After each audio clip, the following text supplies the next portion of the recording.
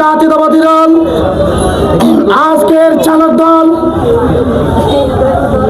আমাদের কক্সবাজার জেলা বাংলাদেশ জাতীয়তাবাদী চালক দলের প্রতিষ্ঠাতা সাধারণ সম্পাদক জনতা জনাব মুন্না ভাই, আমাদের আজকের পথসভায় স্বাগত মিছিলে উপস্থিত পৌরসভার সম্মানিত সভাপতি জনকবির ভাই সহ আমি বিভিন্ন নেতৃত্বের কথা ধরতে পারছি না। আজকের এই কমিটি আমাদের বাংলাদেশ জাতীয়তাবাদী দলের 19 দফার একমাত্র 11 নম্বর কমিটি হলে এই আমাদের বাংলাদেশ জাতীয়তাবাদী চালক দল।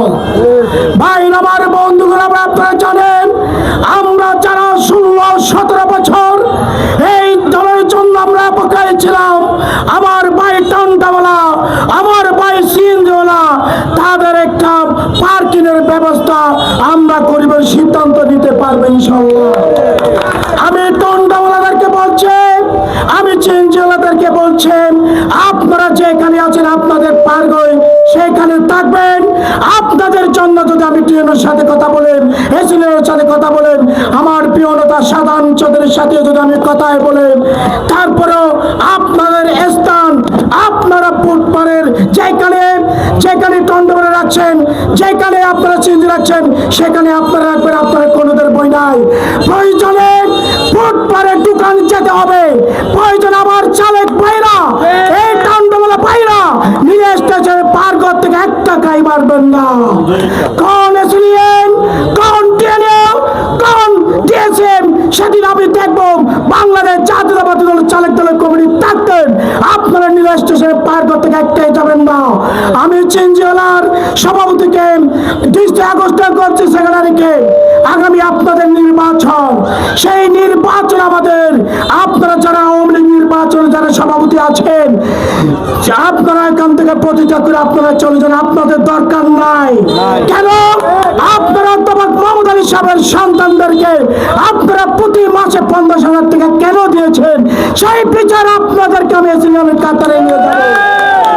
আমি টন্ডাওয়ালাদেরকে বলছি, আপনারা প্রতি মাসে 50,000, 30,000, 10,000 টাকা ওই চেয়ারম্যান, রাজার চেয়ারম্যান দিয়েছে, সেই পাইটা আমার মোবাইলে আছে, সেই বিচারে আপনাদের করতে হবে। এখানে চিএনজিওয়ালার সভাপতি কোনো আওয়ামী লীগ থাকতে পারবে না, এখানে টন্ডবলার সভাপতি কোনো চিএনজিওয়ালা থাকতে পারবে না। আমার ভাই তারেক রহমান আমাদেরকে বলছিল এই চালক কমিটিকে নিয়ে, আগামী শ্রমিকদেরকে নিয়ে আপদ বিপদে কাজ করতে বলেছিলেন।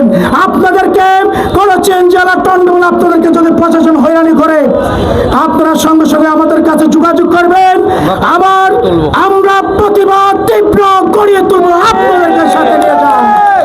আমরা 16-17 বছর এই হাসিনাকে বিদায় করেছে, আবার নতুন প্রেসিস যদি তৈরি হয়, আমি চালক দলকে বলছি, আমি টন্ডবলা চিনজিওয়ালাদেরকে অনুরোধ করছি, আপনারা আড়াইয়া রুয়া রড রাখবেন।